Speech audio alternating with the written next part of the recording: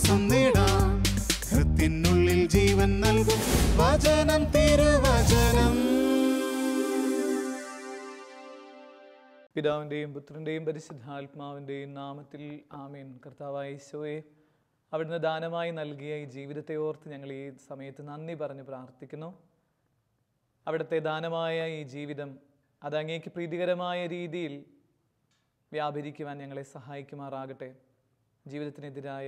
ജീവനെതിരായ എല്ലാ ഭീഷണികളെയും പരിഹരിച്ച് കർത്തൃസ്നേഹത്തിൻ്റെ നിറവുള്ള ജീവിതങ്ങളാക്കി ജീവിതം ആത്മീയ സന്തോഷത്തിൽ ആനന്ദിക്കാൻ ഞങ്ങളെ ശക്തിപ്പെടുത്തണമേ. പരിശുദ്ധ മറിയമേ, വിശുദ്ധ അന്തോണീസേ, ഞങ്ങൾക്ക് വേണ്ടി മാധ്യസ്ഥം അപേക്ഷിക്കണമേ. ആമേൻ. ജോബിൻ്റെ പുസ്തകത്തിൽ നിന്നുള്ള വായന, അധ്യായം 2:7 മുതലുള്ള തിരുവചനങ്ങൾ. സാത്താൻ കർത്താവിൻ്റെ സന്നിധിയിൽ നിന്ന് പോയി അവൻ ജോബിൻ്റെ ശരീരത്തെ അടിമുതൽ മുടി വരെ വ്രണങ്ങൾ കൊണ്ട് നിറച്ചു. ജോബ് ചാരത്തിലിരുന്ന് ഓട്ടുകഷ്ണം കൊണ്ട് ശരീരം ചുരണ്ടിക്കൊണ്ടിരുന്നു. അപ്പോൾ അവൻ്റെ ഭാര്യ പറഞ്ഞു, ഇനിയും ദൈവഭക്തിയിൽ ഉറച്ചു നിൽക്കുന്നോ? ദൈവത്തെ ശപിച്ചിട്ട് മരിക്കുക. ജോബ് ഭാര്യയോട് പറഞ്ഞു, ഭോഷത്വം പറയുന്നു. ദൈവകരങ്ങളിൽ നിന്ന് നന്മ സ്വീകരിച്ച നാം തിന്മ സ്വീകരിക്കാൻ മടിക്കുകയോ? ഇക്കാര്യങ്ങളിൽ ഒന്നിലും ജോബ് നാവുകൊണ്ട് പാപം ചെയ്തില്ല. ജീവിതം എന്തിനു വേണ്ടിയുള്ളതാണ് എന്നൊരു ചോദ്യമുണ്ട് നമ്മുടെയൊക്കെ മുൻപിൽ. പലരും പല കാരണങ്ങൾ പറയുമ്പോൾ, ഈ ദിവസങ്ങളിൽ ഒരു ക്ലാസ് എടുക്കാൻ, യുവജനങ്ങൾക്ക് ക്ലാസ് എടുക്കാനായിട്ട് പോയപ്പോൾ അവരുടെ അടുത്ത് ചോദിച്ചു ജീവിതം എന്താ എന്ന് ചോദിച്ചു കഴിയുമ്പോൾ അവർ ഒരല്പം പരിഹാസ രൂപേണ പറഞ്ഞ കാര്യം ഇങ്ങനെയാണ്: അച്ഛാ, ഇന്നത്തെ ജീവിതം എന്ന് പറയുന്നത് ഒളിച്ചോടാനും വലിച്ചെറിയാനും പറ്റുന്ന സമയത്ത് ആഘോഷിക്കാനും ഉള്ളതാണ് എന്ന് ഇങ്ങനെ പറഞ്ഞു വയ്ക്കാം. എനിക്ക് ആ ഒരു 3 കാര്യങ്ങളും വല്ലാത്ത ഒരു സങ്കടം ഇങ്ങനെ ഉള്ളിൽ സമ്മാനിച്ച കുറച്ച് സമയമായിരുന്നു അത്. എന്തുകൊണ്ടാണ് യുവജനങ്ങൾ ഇങ്ങനെ ഒരു വാചകം പറഞ്ഞതെന്ന് എത്ര ആലോചിച്ചിട്ടും എനിക്ക് മനസ്സിലാവുന്നില്ല. അവർ പറഞ്ഞ വാചകം എങ്ങനെയാണ്? ജീവിതം വലിച്ചെറിയാനുള്ളതാണ്, ജീവിതം ഒളിച്ചോടാനുള്ളതാണ്, ജീവിതം ചില സമയങ്ങളിൽ ആഘോഷിച്ച് നശിപ്പിക്കാനുള്ളതാണ് എന്നിങ്ങനെ പറയാം. ഇതൊരു പക്ഷെ ഒരു ചെറിയ ഗ്രൂപ്പിൻ്റെ യുവജനങ്ങളുടെ പെട്ടെന്നുള്ള ഒരു ആവേശം കൊണ്ട് പറയുന്നതാണെന്ന് നമ്മൾ വിചാരിച്ചാലും, എവിടെയൊക്കെയോ ചില ജീവനെ സംരക്ഷിക്കേണ്ട ബാധ്യതയുള്ള നമ്മൾ അതിങ്ങനെ നശിപ്പിക്കുന്നതിനെ കുറിച്ചൊക്കെ ചർച്ച ചെയ്യുന്നുണ്ട് എന്ന് തോന്നിപ്പോകുന്നുണ്ട്. ഈ ദിവസങ്ങളിൽ ഏറ്റവും വിലയില്ലാത്തൊരവസ്ഥ എന്ന് പറയുന്നത് മനുഷ്യൻ്റെ ജീവനാണെന്ന് നമ്മൾ ഈ ദിവസങ്ങളിൽ കേട്ടുകൊണ്ടിരിക്കുന്ന വാർത്തകൾ നമ്മളെ ഓർമ്മിപ്പിക്കുന്നുണ്ട്. മറ്റുള്ളവരുടെ ജീവനെ നശിപ്പിക്കുന്നു, സ്വന്തം ജീവൻ നശിപ്പിക്കുന്നു എന്നൊക്കെയുള്ള വാർത്തകളുടെ ഒരു പുകമണമുണ്ട് ഇന്ന് നാടിൻ്റെ ഏത് കോണിലും. അത് ഇന്ത്യയിലാവട്ടെ, രാജ്യത്തിൽ, ഈ പറയുന്ന ലോകത്തിൽ എവിടെയാവട്ടെ, അങ്ങനെ ഒരു ജീവൻ്റെ സംസ്കാരത്തിന് എന്തൊക്കെയോ വല്ലാത്ത ഒരു ഇടിവ് സംഭവിച്ചുകൊണ്ടിരിക്കുകയാണ്. അപ്പോൾ ഈ ഒരു സമയത്ത് തിരുവചനം നമ്മളുടെ അടുത്തൊരു ചോദ്യം ചോദിക്കുന്നുണ്ട്: നിൻ്റെ ജീവിതം നിനക്കത് എന്തായിട്ടാണ് തോന്നണേ എന്ന് ചോദിക്കാം. അത് നിനക്ക് എന്തായിട്ടാണെന്ന് പറയാനായിട്ട് നിനക്ക് പറ്റുന്നുണ്ടോ എന്നുള്ളതാണ് ഇന്നത്തെ സുവിശേഷത്തിൻ്റെ ആദ്യത്തെ ഒരു ചോദ്യം. ബൈബിളിൽ ഇങ്ങനെ ജീവിതത്തിൽ നിന്ന് ഞാനിങ്ങനെ ഈ മക്കളുടെ ഈ ഒരു കുറച്ച് നേരത്തെ സംസാരമൊക്കെ ഇങ്ങനെ ഒളിച്ചോടാനുള്ളതാണെന്നൊക്കെ നോക്കിക്കഴിഞ്ഞവർ പറഞ്ഞു കഴിഞ്ഞിട്ട് ബൈബിൾ എടുത്ത് നോക്കിക്കഴിഞ്ഞപ്പോൾ അങ്ങനെ ഒളിച്ചോടിയ ചില മനുഷ്യരെ ഇങ്ങനെ കണ്ടെത്തുക. ജീവിതം ഇങ്ങനെ ഒളിച്ചോടുന്നവർ, ജീവിതത്തിൽ ഓരോ സമയത്തും ഒളിച്ചോടുന്ന ചില മനുഷ്യർ. ഈ ഒളിച്ചോട്ടം കൊണ്ട് എന്തെങ്കിലും സംഭവിച്ചോ ചോദിച്ചു കഴിഞ്ഞാൽ ഒളിച്ചോട്ടം അവർക്കൊക്കെ വല്ലാത്ത വേദനകൾ മാത്രം സമ്മാനിച്ചതായിട്ട് നമ്മളിങ്ങനെ കാണാം. അതൊരു പഴയ നിയമത്തിൻ്റെ കഥാപാത്രം നമ്മൾ എടുക്കുകയാണെങ്കിൽ മോശയുടെ ജീവിതം എടുക്കാം. മോശ ഒരു പ്രത്യേക സന്ദർഭത്തിൽ എന്ത് ചെയ്യുക? ജീവിതത്തിൽ നിന്ന് ക്വിറ്റ് ചെയ്യുക, അതായത് ക്വിറ്റ് ചെയ്യുന്ന രീതിയിൽ ഇവിടുന്ന് ഒളിച്ചോടുന്ന പോലത്തെയുള്ള ഒരവസ്ഥ ഉണ്ടാവുക. ഒരു ചെറിയൊരു ക്രൈസിസ് വന്നു കഴിഞ്ഞപ്പോൾ അദ്ദേഹം ചെയ്യണത് എന്ത് ചെയ്യുക? പെട്ടെന്ന് അവിടെ നിന്ന് മിദ്യാനിലേക്ക് ഒളിച്ചോടി എന്ന് പറയാം. ഒരുപക്ഷെ അവൻ്റെ ലൈഫിൻ്റെ ഏറ്റവും ഇരുണ്ട രാത്രികളായിരുന്നു ആ ഒളിച്ചോട്ടം അവന് സമ്മാനിച്ചത് എന്ന് വേണമെങ്കിൽ നമുക്ക് കണ്ടെത്താനായിട്ട് പറ്റും. ഒരു സന്തോഷമില്ലാത്ത നാളുകളായിട്ട് ആ ഒളിച്ചോട്ടത്തിൻ്റെ നാളുകൾ അവൻ്റെ ജീവിതത്തിലേക്ക് ഇങ്ങനെ എടുക്കാം. രണ്ടാമത്തെ കഥാപാത്രം ഒളിച്ചോടി അല്ലെങ്കിൽ ഒളിച്ചു കുറേ സാധനങ്ങൾ വെച്ച ഒരു മനുഷ്യൻ എന്ന് പറയുന്നത് ആഗാൻ എന്ന് പറയുന്ന മനുഷ്യനാണ്. ആഗാൻ്റെ ജീവിതത്തിൽ നമ്മൾ കാണുന്നുണ്ട് ഒരു നാട് മുഴുവൻ രക്ഷിക്കാനുള്ള കഴിവ് ദൈവം കൊടുത്തതാണ്.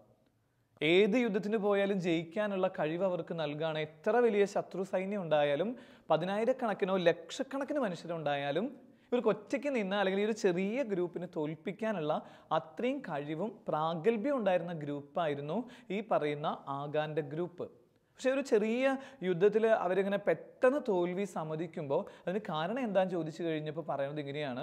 അവരുടെ കൂട്ടത്തിലുണ്ടായിരുന്ന ആഗാൻ എന്ന് പറയുന്ന മനുഷ്യൻ ഇങ്ങനെ ഒരു ഒളിച്ചോട്ടത്തിലൂടെ കടന്നുപോയി എന്നുള്ളതാണ്. കുറേ കാര്യങ്ങൾ ഒളിപ്പിച്ചു വെച്ചു, കൊള്ള മുതൽ സൂക്ഷിച്ചു വെച്ചു. അതൊക്കെ ആഗാൻ്റെ ജീവിതത്തിൻ്റെ ശാപമായിട്ട് തീർന്നു, അല്ലെങ്കിൽ ആ ജീവിതത്തിൻ്റെ മുഴുവൻ ത്രെഡും ഇങ്ങനെ നശിപ്പിച്ചു കളഞ്ഞു എന്നിങ്ങനെ പറയാം.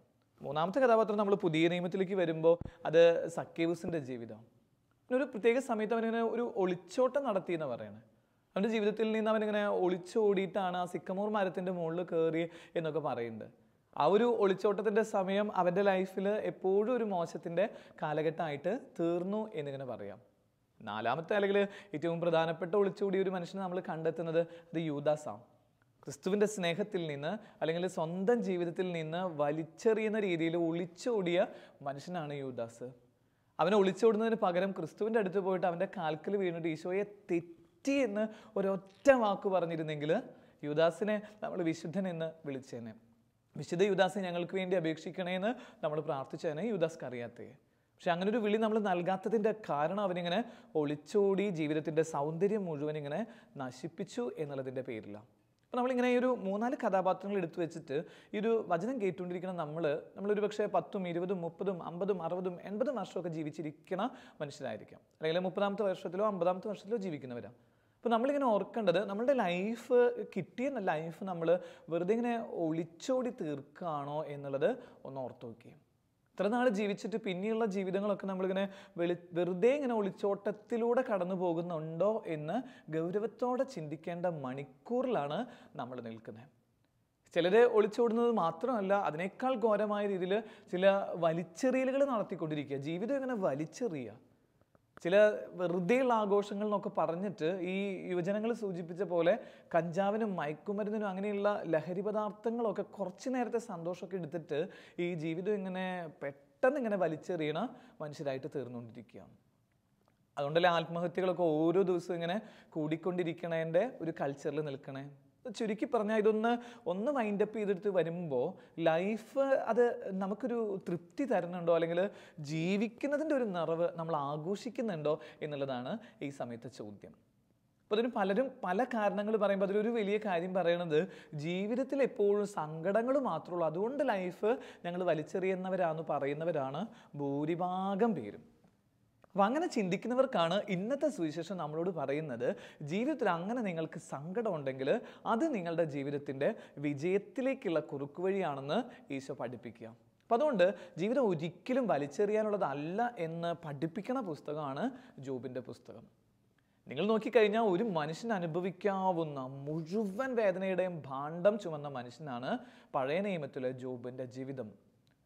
അത്രയും സമൃദ്ധി ഉണ്ടായിരുന്നു, അത്രയും സ്വത്തുക്കൾ ഉണ്ടായിരുന്നു, അത്രയും നല്ല മക്കളുണ്ടായിരുന്നു, നല്ല സൗന്ദര്യം ഉണ്ടായിരുന്നു, ശാരീരികമായ ദൃഢഗാത്രനായിരുന്നു ജോബ്, എല്ലാ മേഖലയിലും കഴിവ് തെളിയിച്ച മനുഷ്യൻ. ഒരു സമയത്ത് ഇതെല്ലാം ഇങ്ങനെ നഷ്ടപ്പെടുക, ജീവിതത്തിൻ്റെ മുഴുവൻ സ്വാദ് നഷ്ടപ്പെടുക.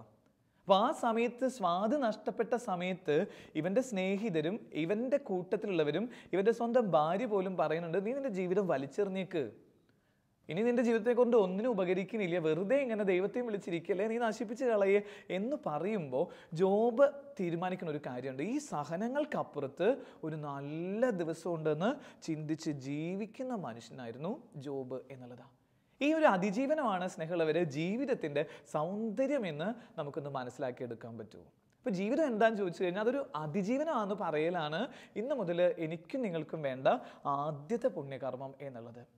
എന്താ ജീവിതം, വാട്ട് ഈസ് ലൈഫ് എന്ന് ചോദിച്ചു കഴിഞ്ഞാൽ ബൈബിൾ പറയണത് അത് അതിജീവനമാണ്.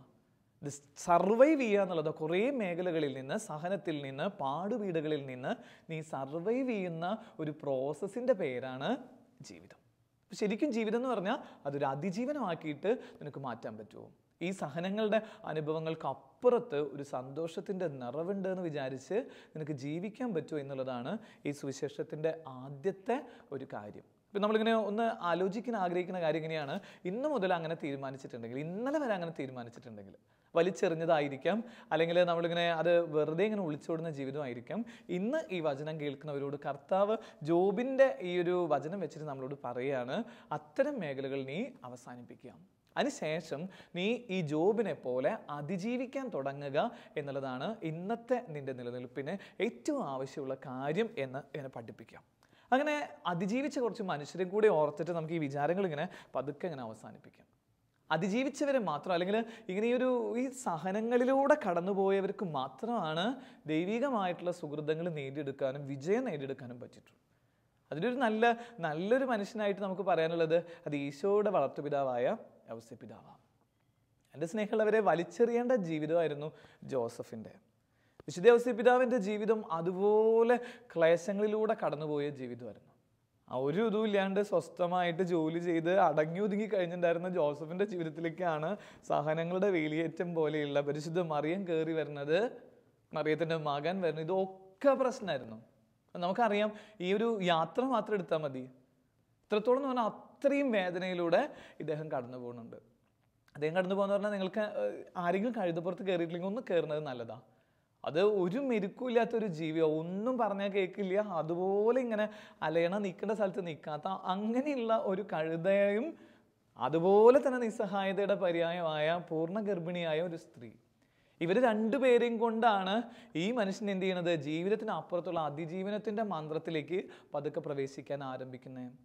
ഈ ഒരു ജീവിതത്തിൻ്റെ അവസ്ഥയാണ് സത്യത്തിൽ, ഈ ഒരു സഹനങ്ങളാണ് പറയുന്ന രീതിയിൽ ഇവൻ്റെ ജീവിതത്തിൻ്റെ വിശുദ്ധീകരണത്തിന് കാരണമായിട്ട് ഔസേപ്പിതാവിൻ്റെ ജീവിതത്തിൻ്റെ നിറവായിട്ട് തീർന്നത്. ഇപ്പം ലൈഫിൽ നമുക്കൊക്കെ സ്നേഹമുള്ളവർ ഒരുപാട് പ്രശ്നങ്ങളുള്ളവരാണ്. പക്ഷേ ഈ പ്രശ്നങ്ങളിൽ നിന്ന് ഒളിച്ചോടുകയാണോ ചെയ്യുന്നത്, അതിനെ നേരിടുകയാണോ ചെയ്യുന്നത് എന്നുള്ളതാണ് ഇതിൻ്റെ രണ്ടാമത്തെ ഒരു കാര്യം. ജീവിതം അതിജീവിക്കാനുള്ളതാണ് രണ്ടാമത്തെ ജീവിതം എന്ന് പറയുന്നത്. അതിനെ നേരിടാനുള്ള ഒരു ചങ്കൂറ്റം എടുക്കുക എന്നുള്ളതാണ്. അപ്പോൾ ഈ ജീവിതത്തെ നേരിട്ട് അല്ലെങ്കിൽ അതിജീവിക്കുന്നതോടൊപ്പം തന്നെ ഫേസ് ചെയ്ത ഒരു മനുഷ്യൻ്റെ പേരാണ് ഈ പറയുന്ന ഔസേപ്പ്. ഈ ഔസേപ്പിതാവ് അങ്ങനെ ഫേസ് ചെയ്തത് കൊണ്ടാണ് യേശുക്രിസ്തുവിനെയും അതുപോലെ തന്നെ അമ്മ മേരിയെയും സംരക്ഷിക്കാനും കുടുംബത്തിനൊരു പുതിയൊരു നിറവായിട്ട് തീരാനും ഒക്കെ ഈ ജോസഫിന് സാധിച്ചത് എന്ന് പറയാം. അപ്പോൾ നമുക്കിങ്ങനെ എടുക്കേണ്ട കാര്യം എങ്ങനെയാണ്, നമ്മൾ ഇനി ഈ പറയുന്ന ചെറിയ ചെറിയ നൂലാമാലകളിൽ പെട്ട് ലൈഫിനെ നശിപ്പിക്കില്ല എന്ന് തീരുമാനിക്കുക. ഏതെങ്കിലും രീതിയിലൊക്കെ അങ്ങനെ നിരാശയിലൊക്കെ ആയിട്ട് നിൽക്കുന്നവരുണ്ടെങ്കിൽ will you please stop all the barriers. ഈ പറയുന്ന കുറേ തടസ്സങ്ങളൊക്കെ നീ ഒന്ന് നിർത്തിക്കളയും. എന്നിട്ട് നീ ആരംഭിക്കുക നിൻ്റെ ജീവിതം അത് അതിജീവനത്തിന് വേണ്ടിയുള്ളതാണെന്നുള്ളത് ആദ്യം ചിന്തിക്കുക. രണ്ടാമത്തെ കാര്യം, ഏത് പ്രശ്നങ്ങൾ വന്നാലും ഞാനതിനെ ഫേസ് ചെയ്യും എന്ന് മനസ്സിനെ പഠിപ്പിക്കുക. അങ്ങനെ പഠിപ്പിക്കണില്ല. അത് ചെറുപ്പത്തിൽ ഒരു കഥ വായിച്ചത് ഇങ്ങനെ ഓർക്കുന്നുണ്ട്. ടീച്ചർ പറഞ്ഞൊരു കഥയാണ്. അതിങ്ങനെയാണ്, ഒരു സംഗീതോപകരണങ്ങളൊക്കെ ഒരുമിച്ച് എടുക്കുക, കുറേ നാളായിട്ട് ഉപയോഗിക്കാത്ത സംഗീതോപകരണങ്ങൾ. അപ്പോൾ ആ ഒരു സംഗീതോപകരണങ്ങൾ സൂക്ഷിച്ചിരിക്കുന്ന മുറിയിലേക്ക് ഒരു സംഗീതജ്ഞൻ കയറി വരും. അപ്പോൾ കയറി വരുമ്പോൾ അവിടെ ഉണ്ടായിരുന്ന എല്ലാ ഉപകരണങ്ങളും അവിടെ ഇങ്ങനെ ഈ പറയുന്ന സംഗീതജ്ഞനെ നോക്കി നിൽക്കുമ്പോൾ ഒരു സൂത്രശാലിയായിട്ടുള്ള ഒരു തബല എന്ത് ചെയ്യുക, അവിടെ നിന്ന് ഇങ്ങനെ പതുക്കെ ഇങ്ങനെ മാറി നിന്ന് ഇയാൾ ചെയ്യണതൊക്കെ നോക്കിക്കൊണ്ടിരിക്കുക. അപ്പോൾ നോക്കിക്കൊണ്ടിരിക്കുമ്പോൾ കാണുന്നത് ഇങ്ങനെയാണ്, ഈ സംഗീതത്തിനെടുത്തിട്ട് ഗിറ്റാറിൻ്റെ കമ്പി ഇങ്ങനെ മുറുക്കി കെട്ടുക. അപ്പോൾ അതിന് വേദന എടുക്കുന്നുണ്ട്. അപ്പോൾ ഈ വേദന കണ്ടിട്ട് ഈ തബലയിരുന്ന് ചിരിക്കുക. കുറച്ചു നേരം കഴിയുമ്പോൾ വേറെ തബലയുടെ അതിൻ്റെ ഭാഗം ഇങ്ങനെ ഡക്കൊക്കെ ഒന്ന് ശരിയാക്കിയിട്ട് നമ്മൾ തട്ടുമ്പോൾ അതിന് വേദന എടുക്കുന്നുണ്ട്. അപ്പോഴും തബല തിരിക്കുക. വയലിൻ എടുത്തിട്ട് അത് ശരിയാക്കുമ്പോൾ വയലിൻ്റെ കമ്പികൾ, പൊട്ടിയ കമ്പികൾ മാറ്റി പുതിയത് കെട്ടുമ്പോൾ അതും നോക്കിയിട്ട് ഈ തബലയിരുന്ന് ചിരിക്കുക. അങ്ങനെ പറഞ്ഞു കുറച്ചു നേരം കഴിഞ്ഞ് അതൊക്കെ ശരിയാക്കി വെച്ചിട്ട് ഈ തബല മാത്രം ഇങ്ങനെ ഒതുങ്ങിക്കിടുന്നു, ബാക്കിയുള്ളവരൊക്കെ ഇങ്ങനെ അവിടെ നിൽക്കുക.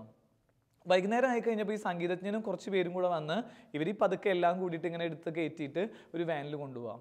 അപ്പോൾ ഈ തബല ഒന്നും ചെയ്യാതിരുന്ന ഒളിച്ചിരുന്ന ഈ തബല പതുക്കെ കയറിയിരിക്കുക. തബല ഇങ്ങനെ കയറിയിരുന്നു. അവിടെ എത്തി. ഈ സംഗീതജ്ഞൻ അവിടെ എത്തുന്നത് നല്ലൊരു കച്ചേരി നടക്കുന്ന സ്ഥലത്ത് നോക്കുമ്പോൾ ഈ പറയുന്ന തബലേനെ മാത്രം ആരും എടുക്കണില്ല. ബാക്കിയുള്ള എല്ലാ തബലേനെയും ഇങ്ങനെ അടുപ്പിച്ച് വയ്ക്കുക. ബാക്കിയുള്ള തബലയും അതുപോലെ തന്നെ ബാക്കിയുള്ള സംഗീതോപകരണങ്ങളൊക്കെ അവിടെ നിൽക്കുക. അപ്പോൾ പതുക്കെ ഓരോരുത്തരായിട്ട് ഗിറ്റാർ എടുത്തിട്ട് ഗിറ്റാറിസ്റ്റ് നല്ല ബ്യൂട്ടിഫുൾ ആയിട്ട് അവൻ്റെ ഇങ്ങനെ മ്യൂസിക്കലായിട്ടുള്ള ഒരു വേർഷൻ ഇങ്ങനെ വായിച്ചുകൊണ്ടിരിക്കുക. അത് തബലയിലുള്ള ആൾ ഏറ്റവും നന്നായിട്ട് സക്കീർ ഹുസൈൻ എടുത്ത് കൊട്ടുന്ന പോലെ അത്രയും ഭംഗിയായിട്ട് കൊട്ടിക്കൊണ്ടിരിക്കുന്നു. വയലിനിസ്റ്റ് അങ്ങനെയൊക്കെ ചെയ്തുകൊണ്ടിരിക്കുന്നു. ഒരു കുറച്ച് സമയം കൊണ്ട് ആ സ്ഥലം ഇങ്ങനെ ഒരു ഡിവൈൻ അറ്റ്മോസ്ഫിയർ ആയിട്ട്, സംഗീത കച്ചേരിയുടെ ഒരു അറ്റ്മോസ്ഫിയർ ആയിട്ട് തീരുക. അപ്പോഴാണ് ഈ അറ്റത്ത് ഒളിച്ചിരുന്ന ഈ തബലയ്ക്ക് മനസ്സിലാവണേ, അന്ന് ആ വരണ സമയത്ത്, ഈ സംഗീതജ്ഞൻ വരണ സമയത്ത് ഒന്ന് വിട്ടുകൊടുത്താൽ മതിയായിരുന്നു. അപ്പം ഈ ഒരു കഥ ഇങ്ങനെ പറഞ്ഞു കഴിഞ്ഞിട്ട് അന്ന് ടീച്ചർ പറഞ്ഞൊരു കാര്യമുണ്ട്, ജീവിതത്തെ ഫേസ് ചെയ്യാൻ പറ്റാത്ത ഒരു ജീവി അല്ലെങ്കിൽ ഒരു വസ്തുവായിരുന്നു ഈ തബല. അതുകൊണ്ട് അവനൊന്നും നേടാൻ പറ്റിയില്ല. എന്നിട്ട് ഈ ടീച്ചർ ഞങ്ങളുടെ അടുത്ത് അന്ന് ചെറുപ്പത്തിൽ പറഞ്ഞ കാര്യമുണ്ട്, നിന്റെ ജീവിതം ഈ പറയുന്ന തബലയെ പോലെ ആവരുത്, തബലയെ പോലെ ആവരുത്. നീ എന്ത് ചെയ്യണം, എത്ര വലിയ പ്രശ്നങ്ങളുണ്ടെങ്കിലും അതിനെ ഫേസ് ചെയ്യാൻ, ചങ്കൂറ്റത്തോടെ ഫേസ് ചെയ്യാൻ പഠിക്കുക എന്നുള്ളത് നിന്റെ ജീവിതത്തിൻ്റെ പ്രശ്നമാണ്. പക്ഷെ നമുക്കിന്ന് ഒരു ചെറിയൊരു പ്രശ്നം വരുമ്പോഴേക്കും, ഒരു ചെറിയ പരീക്ഷയിൽ തോറ്റു, നമ്മൾ ആരെങ്കിലും ഒന്ന് ടീസ് ചെയ്യുന്ന പോലെ കളിയാക്കി, അല്ലെങ്കിൽ കുടുംബപരമായിട്ടുള്ള സാമ്പത്തികമായി എന്തെങ്കിലും ഒരു പ്രശ്നമൊക്കെ വരുമ്പോഴേക്കും നമ്മൾ ഈ ലൈഫിനെയൊക്കെ ഇങ്ങനെ വലിച്ചെറിഞ്ഞ് വിട്ടെറിഞ്ഞ് പോണതിൻ്റെ കാഴ്ച കാണുമല്ലേ. ചിലപ്പോഴെങ്കിലുമൊക്കെ ഈ ജോബിൻ്റെ സുവിശേഷം എടുത്ത്, ബൈബിളിലെ ഈ ഒരു ജോബിൻ്റെ തിരുവചനം എടുത്തൊന്ന് വായിച്ചാൽ നല്ലതാണ്. ജോബ് പറയുന്നുണ്ട്, ഞാനിതിനെയൊക്കെ ഫേസ് ചെയ്തോളാം, എല്ലാം പോട്ടെ, ആടുമാടുകൾ പോട്ടെ, എല്ലാം പോട്ടെ. പഴയ നിയമത്തിലൊരു നല്ല കാര്യമില്ലേ, അത്തിമരങ്ങൾ പൂക്കണില്ലായിരിക്കാം, മുന്തിരിച്ചെടിയിൽ ഫലം ഉണ്ടാകില്ല, എങ്കിലും ഞാൻ എൻ്റെ നാഥനെ വാഴ്ത്തിപ്പാടും എന്ന് പറയുന്നതാണ് സ്നേഹമുള്ളവരെ സത്യത്തിൽ ഈ പ്രോബ്ലത്തെ ഫേസ് ചെയ്യുന്നത് മനുഷ്യരുടെ പ്രത്യേകത. അങ്ങനെ ഫേസ് ചെയ്യാനായിട്ട് നിനക്ക് പറ്റുമോ എന്നുള്ളതാണ് നിൻ്റെ ജീവിതത്തിൻ്റെ മാറ്റ് കണ്ടെത്തുന്ന ഒരു കാര്യം എന്നുള്ളത് നീ തീരുമാനിച്ചു. അങ്ങനെ ജീവിച്ചു കൊണ്ടിരിക്കുന്ന ചിലരെങ്കിലും ഈ നാട്ടിൽ ഉണ്ട് എന്നുള്ളതാണ് സന്തോഷം. എനിക്ക് ഭയങ്കര ഇഷ്ടമുള്ളൊരു മോളുണ്ട്. അവൾ വല്ലാത്തൊരു സ്നേഹം തോന്നാൻ കാരണം എന്നുള്ളത്, അവൾ പറയുന്ന ഒരു കാര്യമുണ്ട്, അച്ഛൻ ഞാൻ എൻ്റെ ലൈഫിനെ നശിപ്പിച്ച് കളയില്ല കേട്ടോ, നശിപ്പിച്ച് കളയില്ല. അത് ഞാനിങ്ങനെ ഫേസ് ചെയ്തിട്ട് ഈശോയ്ക്ക് ഞാനതിൻ്റെ ഒരു നിറവായിട്ട് കൊടുക്കുമെന്ന് പറഞ്ഞിട്ട് ഈ മോള് പറഞ്ഞുകൊണ്ടിരിക്കുക. അപ്പോൾ ഇതങ്ങനെ പറയുമ്പോൾ നിങ്ങൾ ചിന്തിക്കുന്നുണ്ട്, ഇവളുടെ ലൈഫ് അത്ര ഒരു സെക്യൂർ ആയിട്ടുള്ള ജീവിതമാണോ എന്ന് ചിന്തിച്ച് കഴിഞ്ഞാൽ തെറ്റി. ഇവൾ കഴിഞ്ഞ ദിവസമാണ് ഞാൻ ഇവളായിട്ട് പരിചയപ്പെട്ട, അല്ലെങ്കിൽ ഒരു സ്നേഹത്തിലേക്കൊക്കെ, ഒരു ആത്മാർത്ഥമായ ഒരു ആത്മീയമായ സ്നേഹത്തിലേക്കൊക്കെ വരണേ, അല്ലെങ്കിൽ എൻ്റെ ഒരു അനിയത്തെ പോലെ ഞാൻ കരുതണേ. അതിന് കരുതാനുള്ള കാരണം എന്താണെന്നറിയോ, ഇവൾക്ക് ജന്മം നൽകുന്നതിന് 6 മാസമുള്ള സമയത്ത് അമ്മയുടെ ഉദരത്തിൽ 10 മാസം കിടക്കാത്തൊരു പെൺകുട്ടിയാണ്. അതായത് 6-ാം മാസത്തിൽ പ്രീമച്യൂറായിട്ട് ഇവള് ജനിച്ചു വീഴുക. അപ്പോൾ ഡോക്ടർമാർ പറഞ്ഞു ഇവളെ കൊണ്ട് ഉപകാരമില്ല, അത് ഇപ്പം മരിക്കും എന്ന് പറഞ്ഞിട്ട് അവർ കൊണ്ടുപോയിട്ട് വേസ്റ്റ് ബോക്സിൽ ഈ മോളെ കൊണ്ടുപോയിടുക. അക്ഷരാർത്ഥത്തിൽ വേസ്റ്റ് ബോക്സിൽ. അപ്പോൾ ഈ വേസ്റ്റ് ബോക്സിൽ കിടക്കുന്ന കുറച്ച് സ്വരമൊക്കെ കേട്ട് കഴിഞ്ഞപ്പോൾ അവിടുത്തെ നേഴ്സുമാരെടുത്തിട്ടാണ് ഈ മോളെ ശുശ്രൂഷിച്ച് ജീവിതത്തിലേക്ക് കൊണ്ടുവരുന്നത്. അങ്ങനെ പതുക്കെ ലൈഫിലേക്ക് വരുന്നു എന്ന് പറയുന്ന സമയത്ത് തന്നെ ഓട്ടോമാറ്റിക്കലി മനസ്സിലായി ഇവൾക്ക് വേറെ ഒന്നുമില്ല, എഴുന്നേറ്റ് നടക്കാൻ പറ്റില്ല, നിൽക്കാൻ പറ്റില്ല, ബെഡ് റിഡൻ ആയിട്ടുള്ള കിടപ്പാണ്. 23 വയസ്സായി ആ മോൾ അവിടെ കിടക്കണേ, 23 വർഷമായി അവൾ. എന്നിട്ട് ഈ 23 വർഷത്തിൻ്റെ ഉള്ളിൽ കഴിഞ്ഞ ദിവസമൊക്കെ എന്നോട് സംസാരിക്കുമ്പോൾ ഇവളുടെ വാക്കുകളിൽ സ്നേഹമുള്ളവരെ ഒരു സങ്കടത്തിൻ്റെ അവസ്ഥകളില്ല, ഒരൊറ്റ പ്രശ്നങ്ങളെക്കുറിച്ച് ഒന്നും എന്നോട് ഇവൾ സംസാരിക്കണില്ല, അല്ലെങ്കിൽ എനിക്ക് ഇങ്ങനെ ഉണ്ടായില്ല വെച്ചാൽ എനിക്ക് പുറലോകം കാണാൻ പറ്റുന്ന ഒന്നും ഈ മോളെൻ്റെ അടുത്ത് പറഞ്ഞിട്ടില്ല. എന്നിട്ട് ഇവൾ പറയണ കാര്യം എന്താണെന്ന് പറയുക, അച്ഛാ എൻ്റെ ജീവിതത്തിൻ്റെ എല്ലാ പ്രശ്നങ്ങളെയും ഞാൻ സഫർ ചെയ്തോളാം, എൻ്റെ ഈശോയ്ക്ക് വേണ്ടിയിട്ട് ഞാൻ എൻ്റെ ഉണ്ണീശോട് കൂടെ മനസ്സിൽ കളിച്ചുകൊണ്ടിരിക്കുന്നുണ്ട്.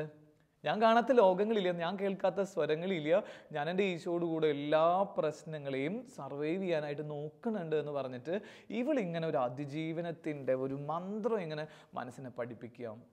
എന്നിട്ട് ഇവള് പറയുമ്പോൾ അച്ഛാ എനിക്ക് വേണ്ടി പ്രാർത്ഥിക്കണം എന്നല്ല ഇവള് പറഞ്ഞുകൊണ്ടിരിക്കുന്നത്. ഇവള് പറഞ്ഞുകൊണ്ടിരിക്കുന്നത് എന്താ, അച്ഛാ നമുക്ക് ഈശോനെ ഒത്തിരി സ്നേഹിക്കണം കേട്ടോ.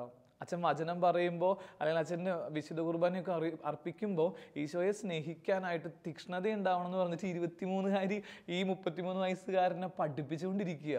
എന്നിട്ട് ഇവള് പറയാ പ്രശ്നങ്ങളൊക്കെ ഉണ്ട് അച്ഛാ, പ്രശ്നങ്ങളൊക്കെ ഉണ്ട്, എല്ലാവരും ചിലപ്പോഴൊക്കെ എന്നെ കളിയാക്കുന്നുണ്ട്, നീ പുറലോകം കണ്ടിട്ടില്ലല്ലോടി, നീ ഇങ്ങനെയൊക്കെ അല്ലേ, നിനക്ക് ഇങ്ങനെയൊക്കെയാണോ ഈശോ തന്നിട്ടുള്ളത്, ഈ കുരിശു മാത്രമേ ഉള്ളൂ നിൻ്റെ ജീവിതം എന്നൊക്കെ പറഞ്ഞിട്ടൊക്കെ കളിയാക്കുന്നുണ്ട്. പക്ഷേ അതിലൊന്നും ഞാൻ തോറ്റുപോയില്ല അച്ഛാ, അതിലൊന്നും ഞാൻ തോറ്റുപോയില്ല. കാരണം എൻ്റെ ഈശോയ്ക്ക് എന്നോട് സ്നേഹമുള്ളത് കൊണ്ടാണ് ഈശോ എനിക്ക് ഈ ഒരു വേദന തന്നെ. ഈശോ അങ്ങനെ സ്നേഹമില്ലാത്തവർക്ക് ഒരിക്കലും വേദന തരില്ല. ഈശോയ്ക്ക് ഇഷ്ടമുള്ള മോളായതുകൊണ്ട് എനിക്ക് ഇത്രയും വേദന തരണേന്നൊക്കെ പറഞ്ഞിട്ട് അവളുകൾ പറഞ്ഞുകൊണ്ടിരിക്കുമ്പോൾ സ്നേഹമുള്ളവരെ കരഞ്ഞുകൊണ്ടിരിക്കുന്നത് ഞാനാണ്.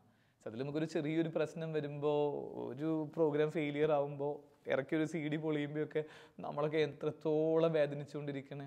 ഇതൊക്കെ ജീവിതം മടുത്ത് എന്ന് പറഞ്ഞിട്ട് നമ്മളിങ്ങനെ ഇരിക്കുക, ജീവിതമൊക്കെ മടുത്ത്, ഒരു വാക്ക് പോലും പറയാനുള്ളൊരു ബലം ഇല്ലാണ്ടാവുകയാണ് ഈ മോളുടെ വാക്കുകൾ കേൾക്കുമ്പോഴേ. മറ്റുള്ള പറയാം പറയല്ല അച്ഛാ, ലൈഫല്ലേ, ജീവിതമല്ലേ ഇത്, ജീവിതത്തിൽ നമുക്ക് നേരിടുമെന്ന് പറഞ്ഞിട്ട് ഇവൾ നേരിട്ടുകൊണ്ടിരിക്കുക. സ്നേഹമുള്ളവരെ നമുക്കിങ്ങനെ എത്ര നാളെ ജീവിക്കുക എന്നുള്ളത് ഒരു ഉറപ്പ് നമുക്കില്ല.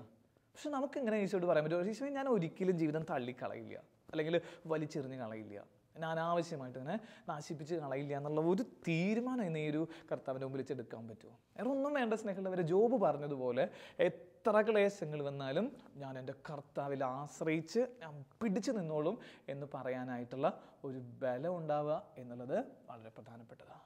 നമുക്കിങ്ങനെ പ്രാർത്ഥിക്കണം. ഇതിൻ്റെ ഒരു മൂന്നാമത്തെ തലം എന്ന് പറയുന്നത് ഇങ്ങനെ ഈ ഒരു ജീവിതം വലിച്ചെറിയാനും അത് നശിപ്പിക്കാനും അല്ല, അത് അതിജീവിച്ചിട്ട് രണ്ടാമത്തെ കാര്യം അത് എന്താ പറയുക, ഏറ്റെടുക്കുന്ന അല്ലെങ്കിൽ സാക്രിഫൈസൊക്കെ വെക്കേഷനൊക്കെ നടത്തി കഴിഞ്ഞതിന് ശേഷം സാക്രിഫൈസ് ഒക്കെ എടുത്തതിന് ശേഷം എനിക്ക് ചെയ്യാനുള്ള അടുത്ത കാര്യം എന്നുള്ളത് ഈശോയ്ക്ക് എന്നെക്കൊണ്ട് ആവശ്യമുണ്ടെന്ന് പറഞ്ഞ് ജീവിച്ചു കൊടുക്കുക എന്നുള്ളതാണ്.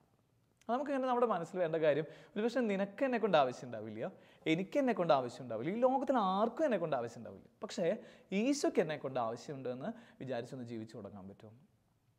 അതുകൊണ്ടാണ് ആ ഒരു തിരുവചനത്തിന് നല്ല ഭാഗം എങ്ങനെയാണ്, അവർ ചോദിക്കുമ്പോൾ പറയണം കഴുതനെ കൊണ്ട് ആവശ്യമുണ്ടെന്ന് പറയണം, ആവശ്യമുണ്ടെന്ന് പറയണം.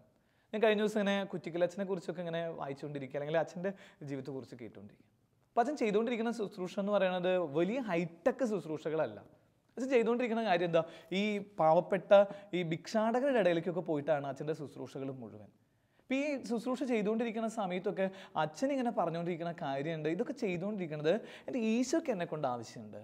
ഈ മക്കളെ, ഈ പാവപ്പെട്ട മക്കൾ, ആരും ഇല്ലാത്ത മക്കളെയൊക്കെ ചേർത്ത് പിടിക്കാൻ ഈശോ എന്നെ നിയോഗിച്ചിട്ടുണ്ട്, എനിക്ക് ഈശോയ്ക്ക് എന്നെ ആവശ്യമുണ്ട്, അതുകൊണ്ട് ഞാൻ ജീവിക്കുക എന്ന് പറഞ്ഞിട്ട് ജീവിച്ചുകൊണ്ടിരിക്കുക.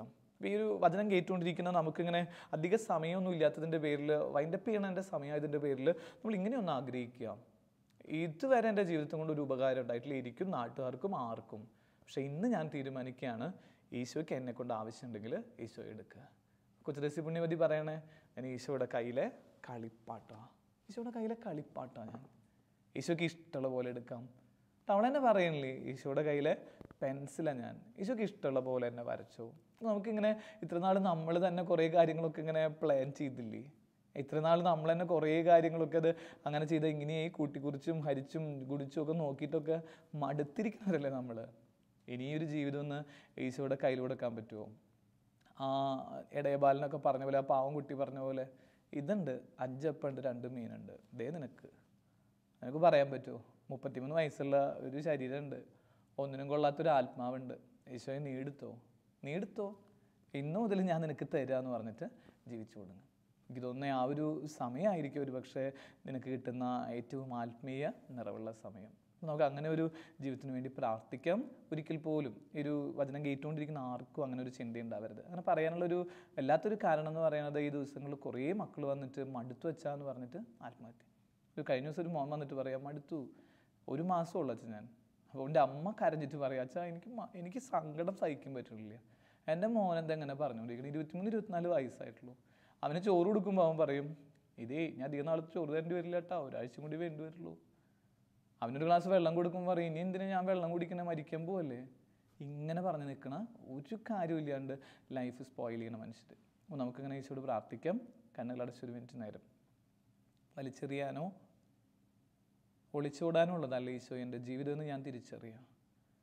ഈ ജോബിനെ പോലെ ജീവിതം അതിജീവിക്കാനുള്ളതാണെന്നും അതിജീവിച്ച ജീവിതം കൊണ്ട് ഈശോയ്ക്ക് എന്നെ കൊണ്ട് ആവശ്യമുണ്ടെന്നൊരു ബോധ്യത്തിലേക്ക് ഞാൻ തിരിച്ചു വരാനും ഏത് പ്രശ്നങ്ങളെയും ഞാൻ ചങ്കൂറ്റത്തോടെ നേരിട്ട് മറ്റുള്ളവർക്കും ലോകത്തിനു നന്മയായി എൻ്റെ ജീവിതം മാറുമെന്ന ഒരു പ്രത്യാശയോടെ ജീവിക്കാൻ അവിടെ തന്നെ സഹായിക്കണമേ. സകല വിശുദ്ധരെ, മാലാഖമാരെ, എൻ്റെ പേരിന് കാരണഭൂതരായ വിശുദ്ധരെ, എനിക്ക് വേണ്ടി മാധ്യസ്ഥം അപേക്ഷിക്കണമേ. പിതാവും പുത്രനും പരിശുദ്ധാത്മാവുമായ സർവേശ്വര എന്നേക്കും ആമേൻ.